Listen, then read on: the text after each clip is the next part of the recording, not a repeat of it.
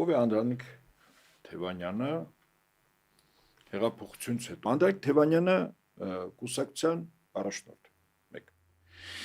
Անդրանիկ Թևանյանի ղեկավարած կուսակցությունը 3 քաղաքներում համայնքներում տեղական ինքնակառավարման մարմիններում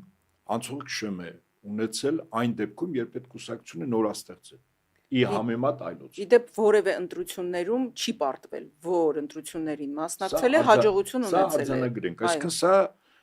յուրօրինակ քաղաքական դաշտում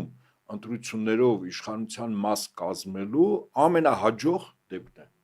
Մայր Հայաստան կուսակցությունը սա արձանագրում ենք Ես կարծում եմ Անդրանիկ Թևանյանի ամենագործուն մասնակցությամբ է որ Հայաստանի Հանրապետության երկրորդ քաղաքում հայրաքաղաք Գյումրիում իշխանությունը չկարողացավ իր տեխնացուին քաղաքապետ կարգել Սա արձանագրում ենք Հաջորդը Երևան քաղաքում Մայր Հայաստանը ավականիում ունի ներկայացվածություն եւ իրական ընդդիմությունը փաստացի Երևան քաղաքի, որը հանրապետության եւ թվականակով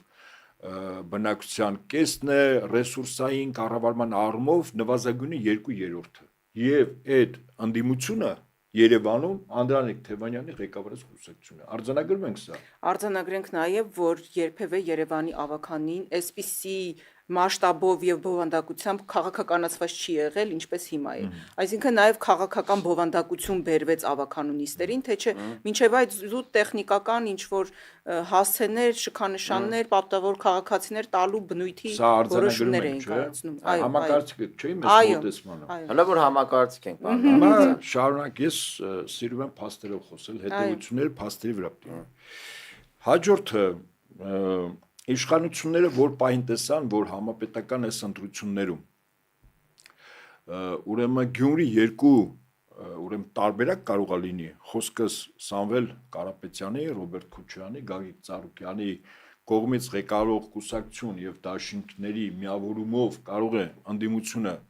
հաղթել Փաշինյանին իրենք անթաքույց առաջին իսկ պայից հրապարակը ասեցին մենք իրենք ասելով իշխանության տարբեր բարձրաստիճան պաշտոնյաների մենք թույլ չենք տա Գյումրի 2 Իդեպ ասեմ նորից եմ կրկնում Գյումրիում երբ Վարդան Ղուկասյանը դարձավ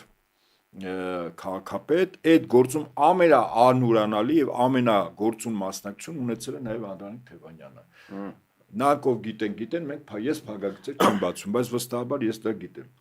Այսինքն հիմա իշխանությունը հաշվում է եթե Հայաստանում եւս նման վիճակ լինի որտեղ այո 3 ուժերը մասնակցեն եւ հավաքեն 3 ուժերի միավորմանը խոչընդոտելու իշխանությունների հաշվարկով ավելի քիչ ձայներ կարող է Գագիկ Ծառուկյանի ղեկավարած Բարգավաճ Հայաստանը հավաքել կարող է լծակներ ազդել կշիռ Այնտեղ ով կա խանգարող գործոն, որ սկզբունքորեն 100%-ով դեմ է լինելու ցանկացած այդ կարգի ներքին 10 հոգի, վստահաբար Անդրանիկ Թևանյանը